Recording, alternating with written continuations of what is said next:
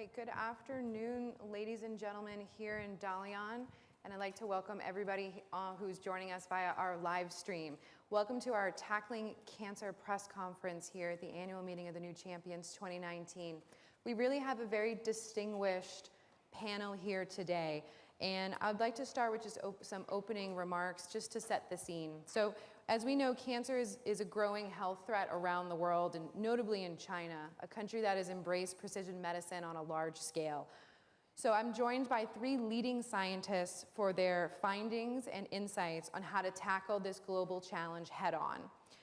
They're going to highlight the topic from different perspectives and provide some insights into their research over the past year with the European Research Council. So we're going to start off by speaking to Professor Jean-Paul Bourguignon, who's from the European Research Council. He's their president. We also have Professor Francis Balkwill from the Queen Mary University of London. We have ICREA Professor Núria Montserrat, who's from the Institute of Bioengineering of Catalonia. And we have Dr. Vered Padler-Cavani from Tel Aviv University. So you don't want to talk to me, you definitely want to talk to this panel. So Professor Bourguignon, can we start with you for your opening remarks? Thank you very much for giving me this opportunity. So I'm very pleased to be here with three distinguished scientists who have been supported by the European Research Council, the ERC. So my introductory remarks will be on really three topics. The first one is the importance of basic, fundamental, really frontier research. By this I mean that really, even if cancer is a well-identified illness in the minds of people, still there is a lot to be understood about the process by which cancer develops. And actually there is a lot of diversity of types of cancer, and therefore still a very fundamental knowledge needs to be assembled. The second point has to do with the fact that, of course, the key point about any illness is to treat it, that is to find the cure. But to find the cure needs to approach it from many different angles, which really requires also getting people thinking out of the box and coming up with quite new ideas. At the level of the ERC, European Research Council, we are really supporting research which is coming from the initiative of the researchers. We're a completely bottom-up funding mechanism, and this is why we have a great diversity of projects. Actually, presently, out of 9,000 projects we are supporting, more than 1,500 are actually on cancer, and always at the initiative of researchers. So the three researchers who are here came up with their own ideas and were supported all this. And my last point, which I think is very important, as you know, to treat an illness, what makes a big difference is to be able to diagnose the illness early enough, or even to identify people who could develop the illness even before it has appeared. And this requires really a quite different approach, which is also to really have involve social science humanities in order to see what are the environment which really predispose or really contribute to the development of cancer. So these were my introductory remarks. Thank you very much. Professor, thank you very much. We're going to another professor. Professor Balkwill, over to you.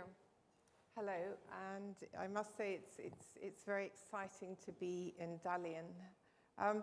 As Professor Bourguignon said, there have been many advances in cancer treatment recently, and more people are living with or even being cured of their cancer.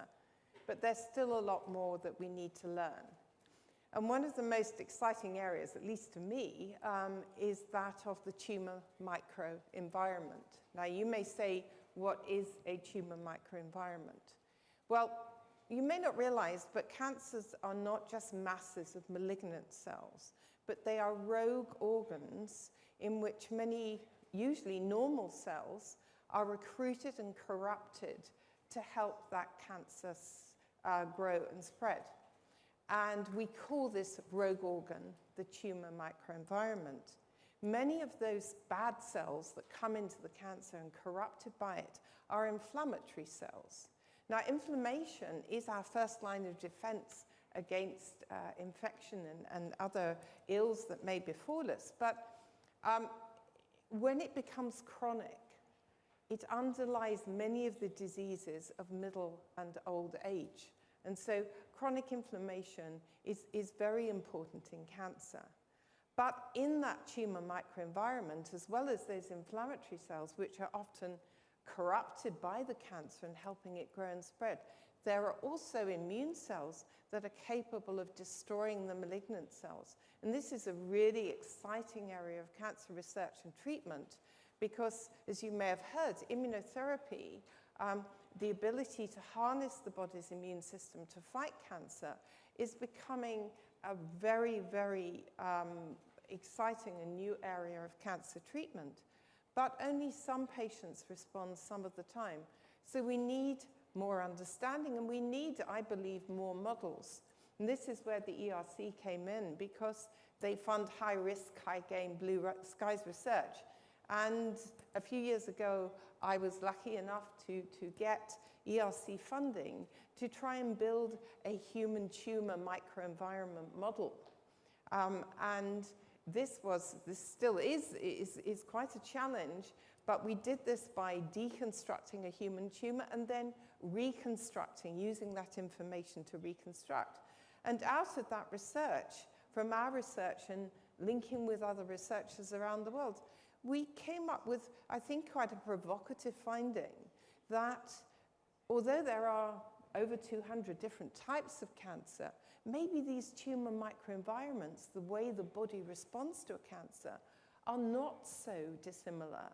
And maybe a lot of new cancer treatments will focus on a fewer tumor microenvironments because it may not matter so much where the cancer is or what tissue it came from, but what type of tumor microenvironment it is made of.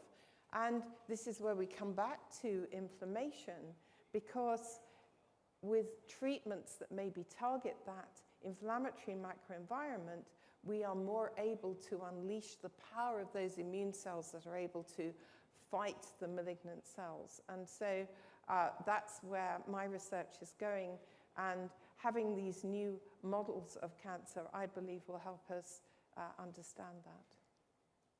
Thank you very much. So now we are going to move down to ICREA Professor Montserrat. Over to you. First of all, I would like to thank the opportunity for being here today. So into the line with the previous speakers, it's true that we need to develop faithful models for understanding human disease, such as cancer. So we know that cells within tissues and organs are really exposed to very complex signals that dictate how cells age and also how they develop disease. These different mechanisms include chemical microenvironment, but also the physical environment where the cells are residing. So thanks to the ERC, we were able to understand how the cells are responding to the physical microenvironment, and through bioengineering, we can either copy how these mechanical instructions are modeling tissue development and also tissue disease. So we know that hardening of tissues is determinant in several diseases, such as fibrosis, secondary prevalent disorders due to diabetic disease, but also in cancer. So tackling the stiffness of the tissue can be another weapon against cancer. And thanks to the ERC, we are also mimicking the stiffness of several tissues in order to provide organ-like constructs that we call mini organs, such as mini kidneys in the laboratory, in where we can address some of these questions. Yes, so I think that here we are talking about microenvironment of the tumor, and we are addressing this question from very different angles, from the biophysical perspective of the microenvironment, and also from the chemical perspective of the microenvironment. And this goes very well with the research that my colleague is doing in Israel. So. Okay, a natural segue. Dr. Padler-Cavani, your remarks? Yes, thank you very much. It's an exciting time to be here in China, and the first time in Dalian, and this forum is really an exciting venue. In any case, as my esteemed colleague mentioned, cancer is a major devastating disease that affects hundreds and of thousands of people across the world, and it's a major cause of death. And despite the great advancement in immunotherapy in recent years, we know that still only about 20 to 30% of the patients are positively affected by these immunotherapies. So there is also a continuous quest to find new targets for cancer therapy. And one of the things that we were lucky enough to be funded to investigate is a new target which probably you haven't even thought of, that would be sugars on cancer cells. So in my lab, we basically investigate how the sugars on cancer cells can be targeted for therapy. Apparently, every living cell is covered with a sugar coat, and that is very, very important initially to protect the cells from our own immune system, which constantly surveys and making sure not to attack our good cells. But apparently in cancer, there are certain changes that eventually causes this sugar coating to be altered. It is changed in a way that the cancer cell sugar coating is now different. And that allows us a way as a scientist to design tools to identify the cancer cells from all the healthy cells around it. Another thing that we noticed regarding the cancer, as we all know, we are what we eat, and apparently our diets affect also the sugar coating. We found out that there are certain sugars that are found in red meat and dairy from foods that are coming from mammalian sources that eventually ends up on the sugar coating. And because these sugars in red meat and in dairy are foreign to our immune system, they are immediately recognized, and that provides a new tool to design new ways to treat cancer, including with immunotherapy. So in my lab, we design antibodies and cancer vaccines as new tools to target non-human sugars that are coating cancer cells. And it provides innovative and highly promising venue for therapeutic regimes for the future. Thank you. Well, thank you very much. We have a very diverse panel here, so I'm going to be selfish and ask the first question. We have, I think we're all benefiting from the research from the UK, from Spain, from Israel, and from France. But how is this information shared across the ERC? And then besides press conferences here, how else are you communicating some of these really fascinating findings? I think Frances has a great, I would say almost professional approach to communicating with a wide public. So maybe you can help us with this. Well, I think in general, there's the usual things that scientists and clinicians do, which is conferences, publications, open or not so open publications, and general interactions with each other, and now with things like email and everything, Skype, it's increasingly easy and important to collaborate across boundaries. I think that in this respect, science has so much to teach the world because there are really no boundaries. There are no boundaries of country, of race, of gender, or anything else, because we just all have this passion for science and finding out the truth. But I think it's also important to engage more widely and have a dialogue with the public, whether it's with just increasing scientific literacy, increasing what we call science capital. I also actually enjoy communicating science to young people and by writing books and informal science learning centers, in fact. And I think these are all very important things. And the last thing I'd say, having just read the Wellcome Global Monitor, which some of you made, which is the first worldwide study of what views on science are across the world, is that there seems to be a worldwide appetite for learning more about science, which I find very encouraging. Any other contributions? I think Fran really phrased it excellently. Thank you. Yeah, great.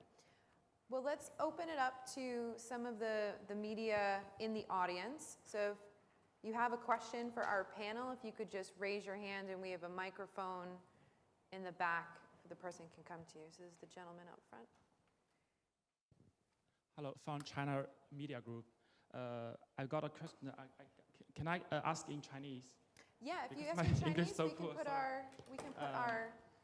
our headphones on. Okay. Channel 1 for English, channel 1 for English. Channel 1 for English, can you hear us? Channel 1 for English, channel 1 for English.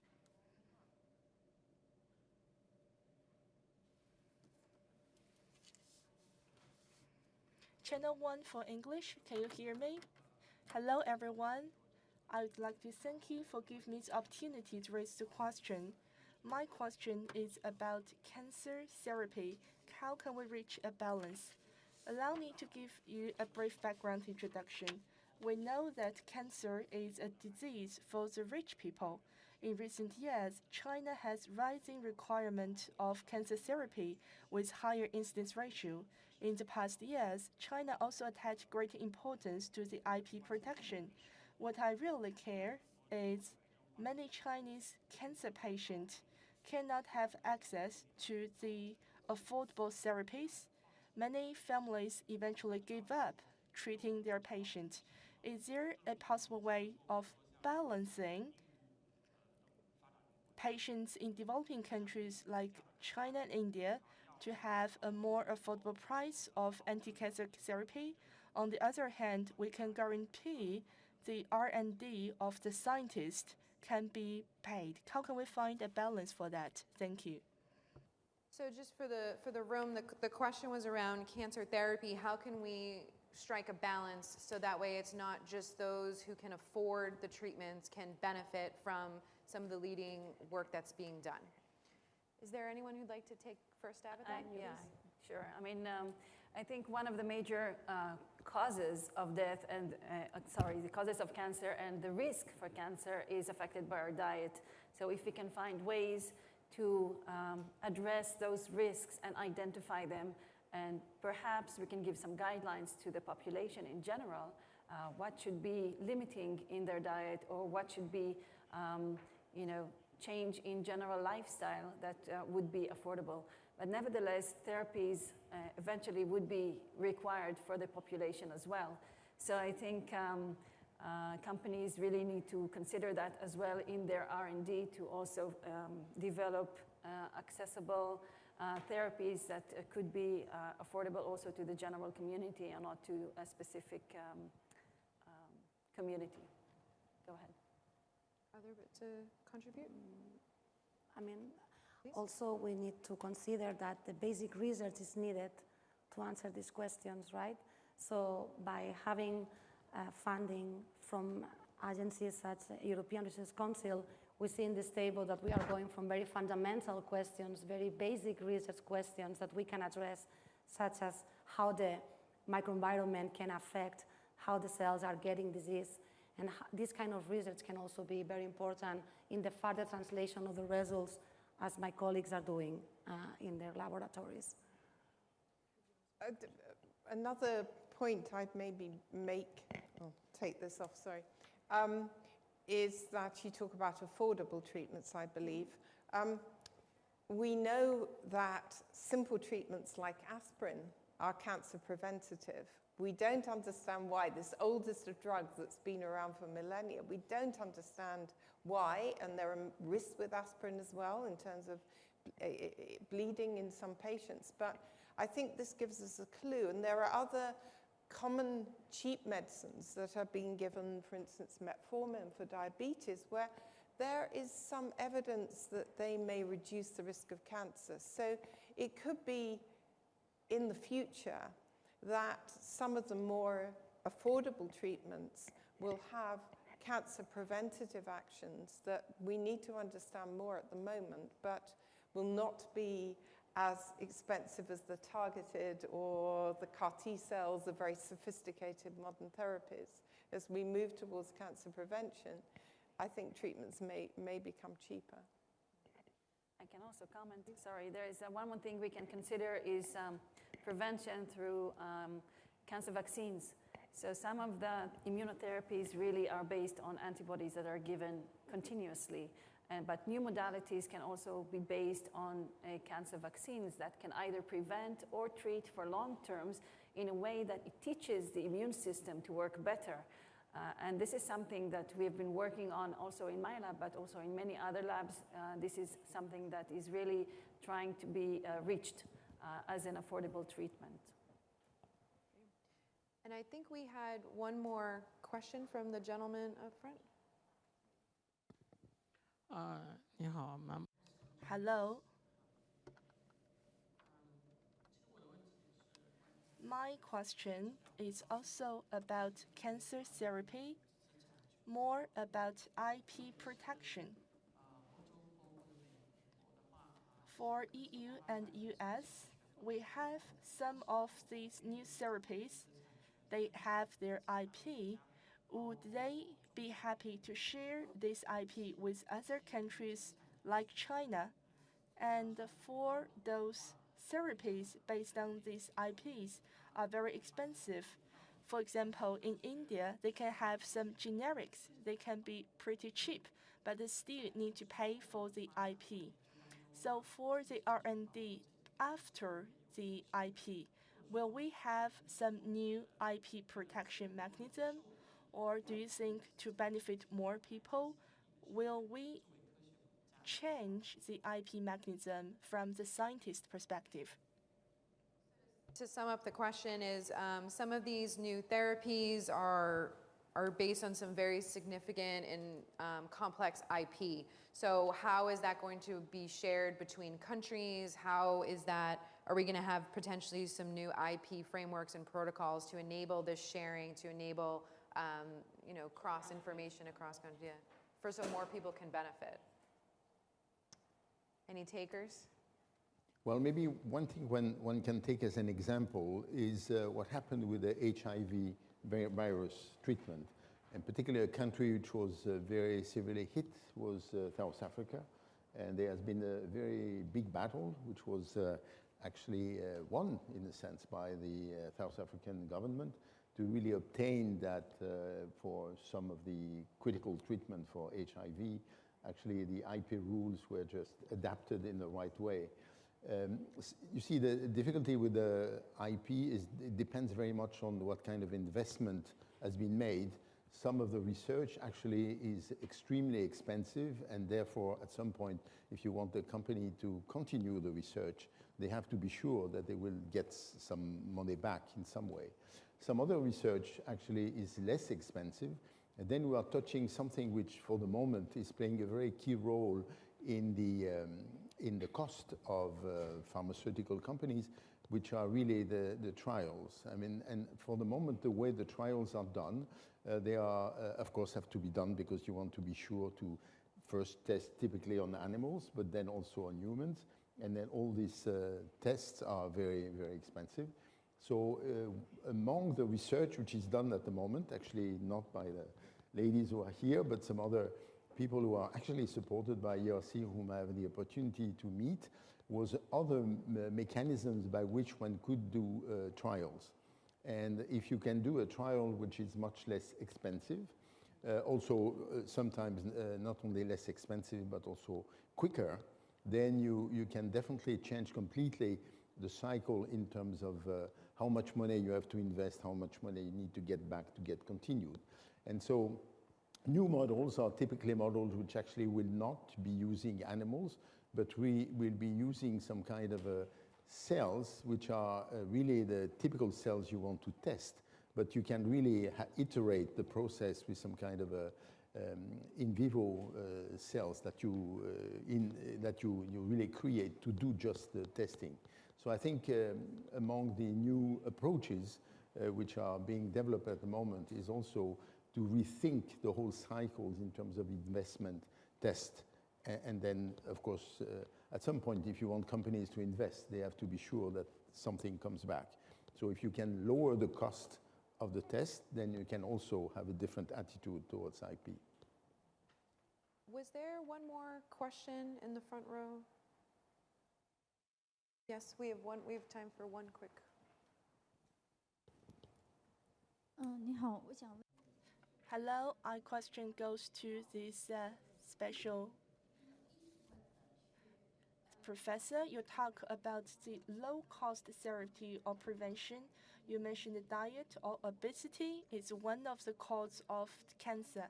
Is it a possible way to control the diet or the obesity? Does that mean that